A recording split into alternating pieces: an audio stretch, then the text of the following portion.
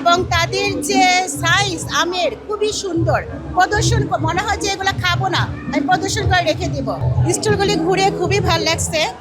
বাংলাদেশ কৃষি মন্ত্রণালয় কর্তৃক আয়োজিত যে প্রতি বছর যে এই মেলাটা হচ্ছে, এটা খুবই একটা ফলপ্রসূ উদ্যোগ, তাদের ভালো উদ্যোগ।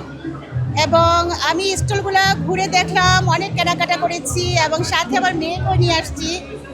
এবং এখানে অনেক ভ্যারাইটিস আইটেম ফলের, যেমন ধরেন কাঁঠালগুলি, বিভিন্ন ভ্যারাইটিসের কাঁঠাল, তারপর আম, এত বড় বড় কিং সাইজের কিছু আম উঠেছে দেখার মতো। এবং দেশি ফল, সব তো দেশি ফল আমাদের, এই জন্য এই দেশি ফলের প্রতি যে মানুষ আকৃষ্ট হচ্ছে দিন দিন, এটা খুবই একটা ভালো বাংলাদেশের জন্য। কারণ বাংলাদেশে বিদেশি ফল প্রচুর পরিমাণে ছেয়ে যাচ্ছে এবং মানুষ বিদেশি ফল কিনছে প্রচুর। কিন্তু এই যে মেলাটা হচ্ছে, এই মেলাটা অনেক অল্প সময়ে শেষ হয়ে যায়।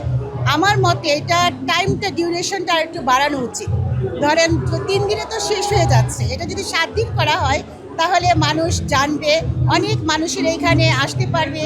এবং আমরা তো সাধারণত বাংলাদেশে যে একটা অবস্থা, ফল খেতে গেলে আমাদের ভয় লাগে, মানে কোত্থেকে কিনবো, কোত্থেকে আমি অথেন্টিক মানের ফল পাবো।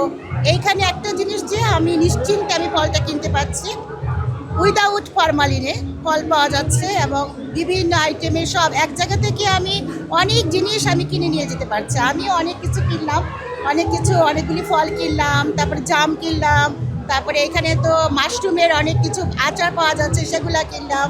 খুবই ভালো উদ্যোগ। ব্যতিক্রম আমি কিছু আম দেখেছি, অনেক ভ্যারাইটিস আম দেখেছি, ব্যতিক্রম কালারও, মানে দেখার মতো কালার। এবং